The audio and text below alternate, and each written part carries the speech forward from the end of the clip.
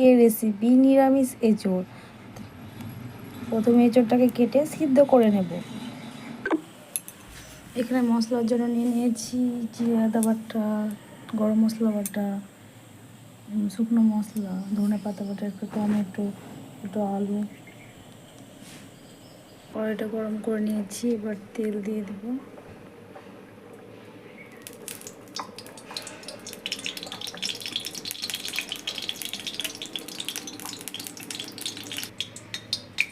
আলুটা ভেজে নেব লাল লাল করে। তাই জন্য আলুটা দিয়ে দিলাম। আলুটা ভাজা হয়ে গেছে, তুলে নেব। ফোড়নের জন্য দিয়ে দিলাম একটু চিনি, তারপর দিয়ে দিলাম গরম মশলা,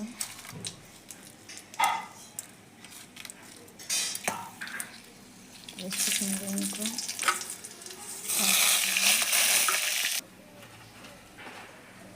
দিয়ে দিলাম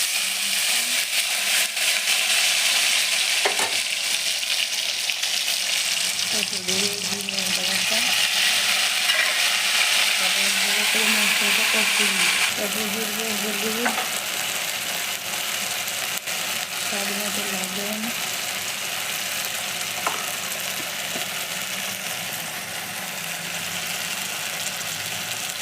ধনে জিরে,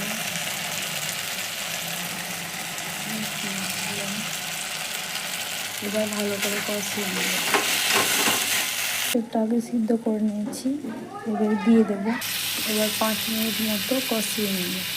আমার 5 মিনিট কষানো হয়ে গেছে, এবার দিয়ে দেবো ভেজে রাখা আলু। তারপর আর একটু কষিয়ে নেব।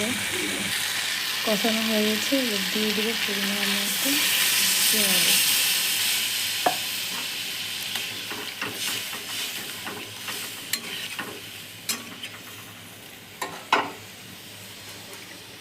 দিয়ে দেবো ঢাকা।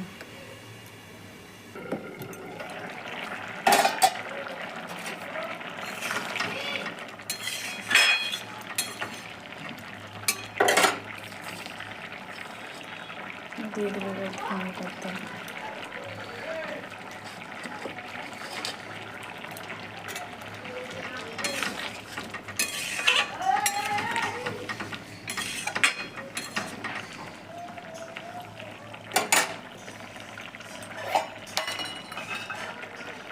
তারপরে দিয়ে দেবো গরম মশলা বাটা।